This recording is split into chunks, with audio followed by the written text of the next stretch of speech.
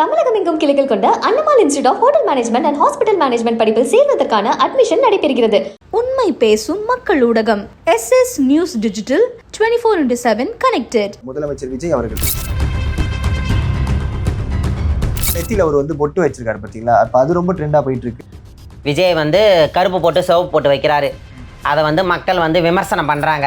கருப்பு போட்டுனா கண்ணுக்கு வைக்கிற கருப்பு போட்டுலாம் கிடையாது. இந்த நெத்தி புருவம் இருக்குதே, நமக்கு மூணாவது கண் ஞானம் பிறக்கும். ஏன்னா இது எல்லாருக்கும் வச்சா அது பயனுள்ள மாதிரி இருக்குமா? அப்பா அரக்கஜான்லாம் அவர் வைக்கல. அரகஜா வைக்கல. அவர் வைக்கிறதே வேற மூலிகையான ஒரு மை வைக்கிறாரு. அதுல என்ன நேரடியாக பார்க்கல. ஆனால் நாங்கள் அனுபவபூர்வமாக சொல்ல வேண்டிய இது கீழே இருக்கிறவங்களும் மேலே வருவாங்க, மேலே இருக்கிறவங்களும் கீழே வருவாங்க. அது வச்சா என்னதுக்கா? அது வச்சா என்ன நடக்கும்? மக்கள் கொஞ்சம் கண்ட்ரோலாக இருப்பாங்க.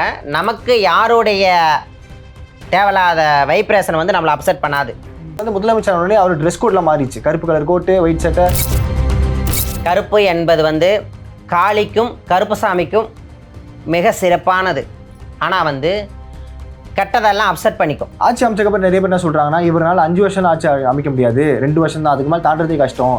மக்கள் தீர்ப்பு, மகேசன் தீர்ப்பு. அந்த அந்த மகேசனாக பார்த்து கொடுத்த பதவி 5 வருஷத்துக்கு நமக்கு எல்லாத்துக்கும் ஒரே அப்பந்தான். இப்போ நம்மளுக்கு விஜய் அவர்கள் தான். விஜய் அவர்கள் தான்.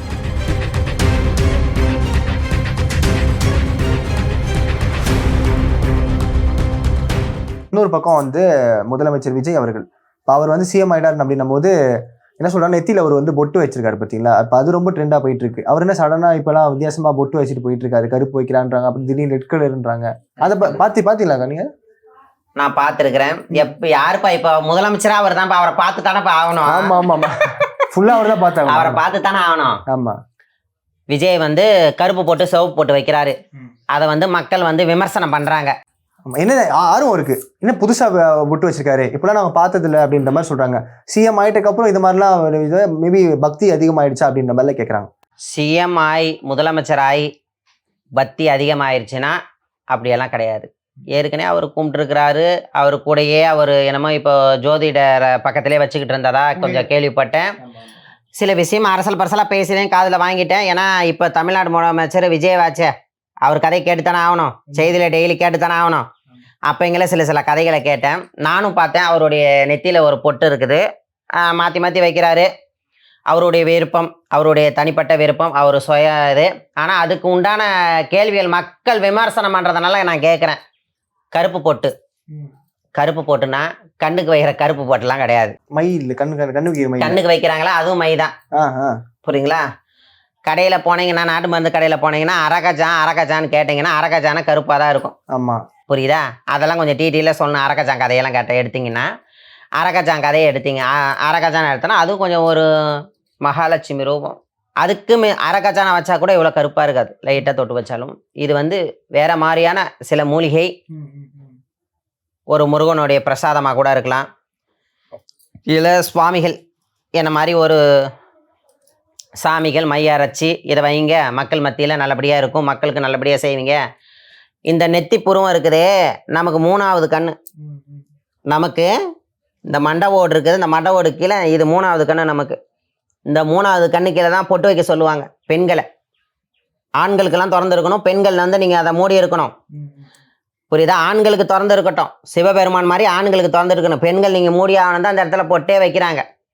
புரியுதாப்பா? அந்த பொட்டு அந்த இடத்துல வைக்கையில் ஞானம் பிறக்கும். ஞானம் பிறக்கும். அதோட கொஞ்சம் மேலே தான் வச்சிருக்கிறாப்புல. ஞானம் பிறக்கும். நம்ம என்னென்னலாம் செய்யணுமோ, எதிர்மறை ஆற்றல் யாருன்னா என்னென்ன செய்து வச்சுருந்தாலும், எப்பா இப்போ அந்த பக்கத்தெருவில் சண்டை போட்டாலுமே, மண்மனைக்கு சண்டை போட்டாலுமே தேவையில்லாத பிரச்சனைகளை கொண்டு வருது. கொண்டு போய் இப்போ ஸ்டேஷன் வாசலாம் யாரும் இப்போ போகிறது கிடையாது. இந்த சூனிய மந்திரத்தில் இறங்கிடுறாங்க. ஆவம்னா சூனிய மந்திரம்னு போயிட்டு இருக்காங்க. கோயிலுக்கு போயிட்டு வந்தாலும் அவங்க சூனிய மந்திரம் பண்ணி வைக்கிறாங்கன்னு சொல்ல முதலமைச்சரை கேட்க மாட்டாங்களா? பொட்டு வச்சா. அதில் வேறு திருச்செந்தூர் போயிட்டு வந்திருக்கிறாரு, சீரடி போயிட்டு வந்திருக்கிறாரு. அவர் கிறிஸ்டினா இருந்து எப்படியெல்லாம் இதுக்கெல்லாம் போகலாமான்னு கேட்டாங்க. அந்த கிறிஸ்டின் கோயிலையும் அந்த ஆண்டவர்கிட்ட நடந்து தான் முட்டி போட்டு தான் போனார். அதையும் நான் பார்த்தேன். நீங்கள் சொல்கிற மாதிரி இந்த அரகஜா அவர் வச்சிருக்காரு அப்படின்ற மாதிரி சொல்கிறீங்களா? அது எதனால் தயாரிக்கப்பட்டது? ஏன்னா இது எல்லாருக்கும் வச்சா அது பயனுள்ள மாதிரி இருக்குமா? அப்பா அரகஜான்லாம் அவர் வைக்கல. அரகஜா வைக்கல. அவர் வைக்கிறதே வேற மூலிகையான ஒரு மை வைக்கிறாரு. அதில் என்ன நேரடியாக பார்க்கல. ஆனால் நாங்கள் அனுபவபூர்வமாக சொல்ல வேண்டிய இது கீழே இருக்கிறவங்களும் மேலே வருவாங்க, மேலே இருக்கிறவங்களும் கீழே வருவாங்க. புரியுதுங்களா? நம்ம செய்கிற கர்மாக்களை பொறுத்து இருக்குது. எப்படி நம்ம நன்மை தீமை செய்கிற கர்மாக்களை பொறுத்து நமக்கு மீறின ஒரு சக்திகள், இந்த பிரபஞ்ச சக்தி வந்து ஆற்றல் பண்ணி இது நல்லது பண்ணா, இவன் கெட்டது பண்ணா, இவனுக்கு இதுதான் கொடுக்கணும், இதுதான் கொடுக்கணும், இவனை இந்த வயசு வரைக்கும் இந்த பூமியில் வச்சிருக்கணும், இவன் இந்த வயசு வரைக்கும் இப்படி தான் வச்சிருக்கணும், இவனை இந்த மாதிரி தான் உலகத்தை ஆட்டி பண்ணிக்கணும், இப்படியெல்லாம் இருக்குது. அம்மா உணவகம், இன்னைக்கு காலைல பசி, எவ்வளோ பேர் பசியும் பட்டினியுமா வேலைக்கு போகிறாங்க. அந்த அம்மா ஹோட்டலில் போய் 2 ரூபா 1 ரூபா கொடுத்தா அதை சாப்பிட்டுட்டு நிம்மதியாக போகிறாங்க. பசி ஆத்தினாங்க அம்மா. தானத்திலே சிறந்தது நிதானம், அதுலேயும் சிறந்தது தானம். எப்படி அந்த தானத்தை அம்மா கொடுத்தாங்க. புரியுதா? நிறுத்தி நிதானமாக யோசனை பண்ணி என்னென்ன மக்களுக்கு பண்ணணுமோ அதை பண்ணினாங்க.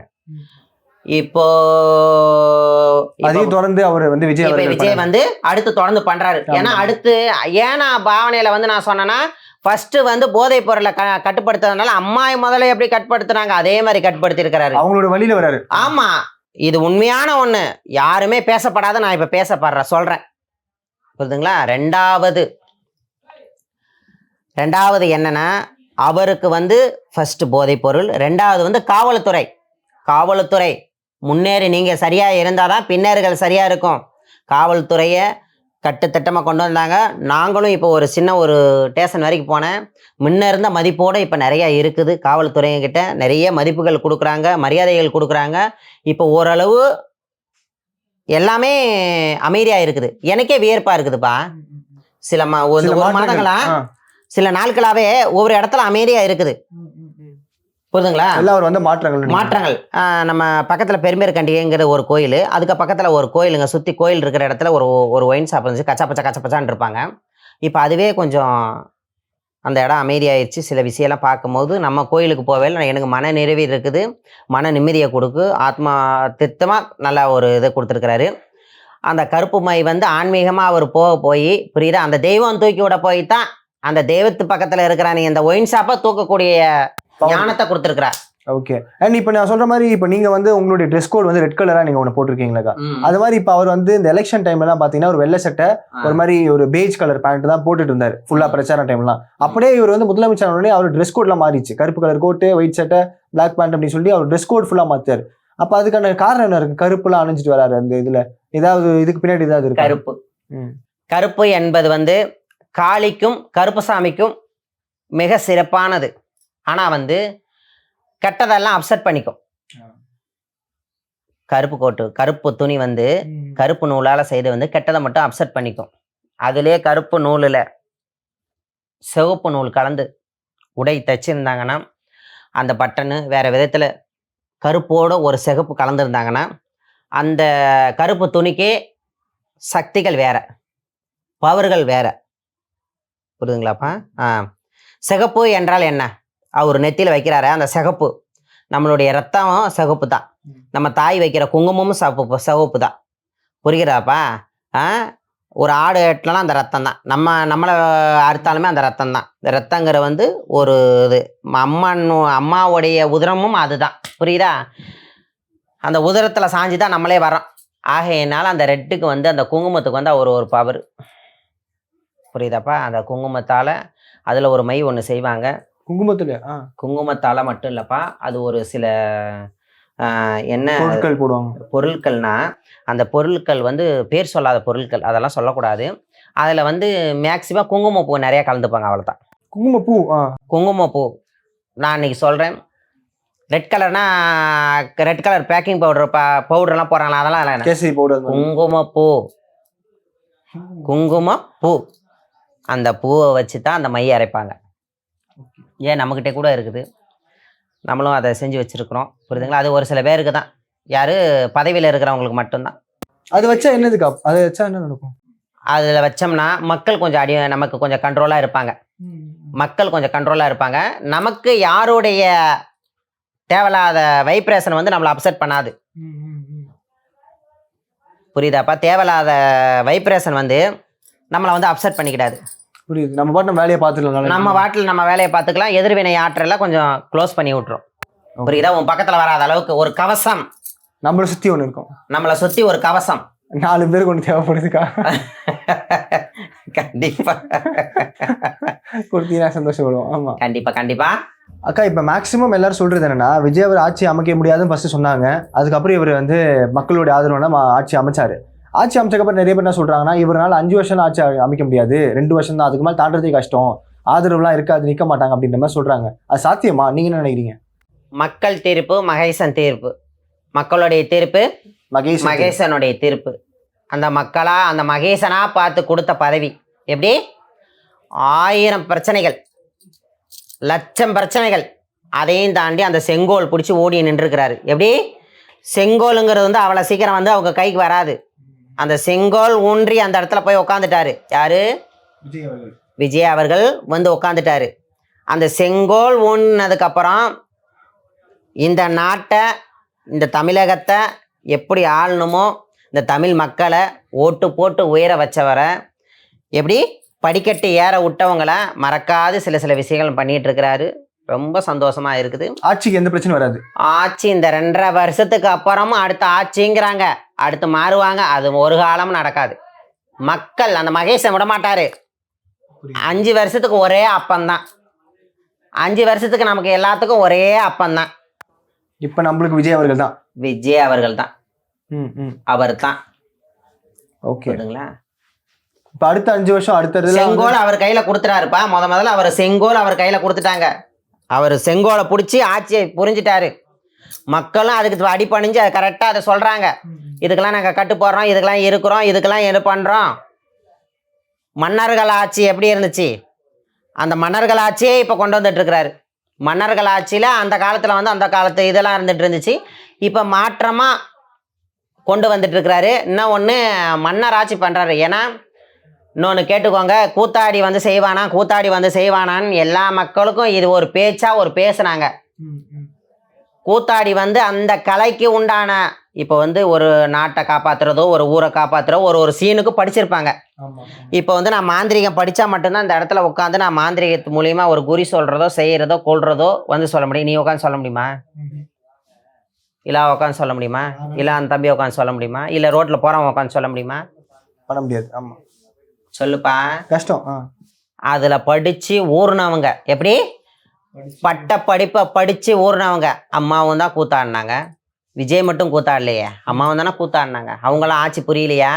அவங்களாம் நாட்டை ஆளலையா? அவங்களாம் மக்களுக்கு நல்லது செய்யலையா? அவங்களுடைய ஃபோட்டோ வீடு தவறாது இருக்குது. புரியுதுங்களா?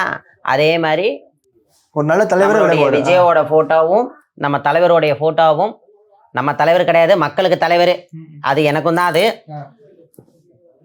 மக்களை சார்ந்து தான் நானும். புரியுதா? மக்களை சார்ந்து தான் நானும். புரியுதுங்களா? அந்த மக்கள் என்ன சொல்கிறாங்களோ அதன் பிரகாரம் தான் நம்ம நடக்கணும். நம்ம மக்களுக்கோசரமே ஒரு ஆலயம் வச்சு மக்களுக்கோசரமே தொண்டு பண்ணி செஞ்சுட்டு இருக்கோம். அதே போல் அவரும் செஞ்சிட்டு இருக்கிறாரு. எப்படின்னா ஒரு செங்கோல் ஏந்தி எல்லாத்து மக்களுக்கும் நல்லது செஞ்சுட்டு இருக்காரு.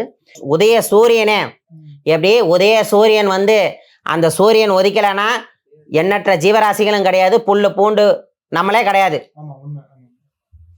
சூரியன் சந்திரன் 2 இல்லைன்னா நம்மளே கிடையாது. அந்த சூரிய பகவானே மறைஞ்சு கொஞ்ச நேரம் அன்னைக்கு ஃபுல்லாகவே இருந்தார். இத்தனை டேட்டு இந்த இடத்துல இவங்க தான் ஏறி நிற்கிறான்னு தெரிஞ்சதும் தான் அந்த சூரியனில் லைட்டாக ஒழிச்சிட்டு மணி 6 ஆச்சு 7 ஆச்சு, அவ்வளோதான் இருள் சூழ்ந்து வண்ணமாக ஆயிடுச்சு. இதெல்லாம் எப்படி? கடவுள் சித்தம், கடவுளுடைய சித்தம், கடவுளுடைய சித்தம், இந்த பிரபஞ்சத்தோடைய சித்தம். அவர் பக்கம் இருக்கல எப்படிப்பா 2.5 வருஷத்துல ஆட்சி மாறும்? அப்போ எதுவும் மாற்றம் சொல்லு. எல்லாம் மாற்றம் கிடையாது. அவர் தான் 5 வருஷம் செங்கல் ஊனி இருப்பாரு. இதுக்கப்புறமா அவர் தான் ஊனிட்டு இருப்பாரு. இதுக்கப்புறம் ஏதாவது சினிமால இருந்து யாராவது தலைவர் வருவாங்களா? சினிமால இருந்து அவங்கவுங்க இஷ்டம். புரியுதா? எடுத்தவங்கெல்லாம் தலைவர் எடுத்தவங்களுக்கெல்லாம் செங்கோல் கொடுத்துட மாட்டாங்க. எல்லாரும் பிடிச்சிருக்கும். எடுத்தவங்க எல்லாம் தலைவர் ஆயிட முடியாது. எடுத்தவன் நான் பண்ணி எப்ப நீ சாமியார் இருக்க வேண்டியதானே? நம்ம விரைதிலே கேட்குறேன். நீ ஏன் எதுக்கு நான் வந்து இப்போ உட்கார முடியுமா? நான் வந்து உட்கார முடியுமா? அதுதான். நானும் ஒரு ஆணாக இருந்து திருநங்கையை மாறி இருக்கிறேன். நான் போய் திருப்பி இந்த ஃபேன் ஷர்ட்லாம் போட முடியுமா? புரிகிறதா? நிறைய விஷயங்கள் மாற்றத்தை கொடுப்பாங்க. அதே மாதிரி விஜய்க்குன்னு கொடுத்தாச்சு. அவர் வந்து விஜயை வந்து இருந்து நல்வழிப்படுத்தி மக்களுக்கு நல்லது செய்ய வேண்டியதுதான். ஆமாம். தமிழகம் எங்கும் கிளைகள் கொண்ட Annamal institute of hotel management and hospital management படிப்பில் சேர்வதற்கான அட்மிஷன் நடைபெறுகிறது. உண்மை பேசும் மக்கள் ஊடகம் SS நியூஸ் டிஜிட்டல் 24/7 கனெக்டட்.